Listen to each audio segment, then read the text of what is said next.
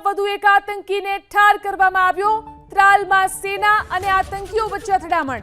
ત્રાલમાં 3 આતંકવાદીઓ છુપાયા। સમગ્ર વિસ્તારમાં સેનાએ શરૂ કર્યું સર્ચ ઓપરેશન।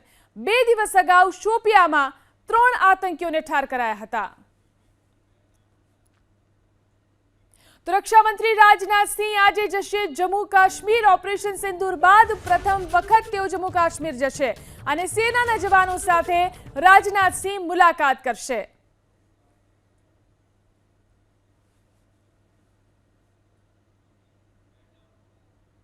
વધુ એક આતંકીને ઠાર કરવામાં આવ્યો। ત્રાલમાં સેના અને આતંકીઓ વચ્ચે અથડામણ। ત્રાલમાં 3 આતંકવાદીઓ છુપાયા। સમગ્ર વિસ્તારમાં સેનાએ શરૂ કર્યું સર્ચ ઓપરેશન। 2 દિવસ અગાઉ શોપિયામાં 3 આતંકીઓને ઠાર કરાયા હતા। તો રક્ષા મંત્રી રાજનાથ સિંહ આજે જશે જમ્મુ કાશ્મીર। ઓપરેશન સિંદૂર બાદ પ્રથમ વખત તેઓ જમ્મુ કાશ્મીર જશે અને સેનાના જવાનો સાથે રાજનાથ સિંહ મુલાકાત કરશે।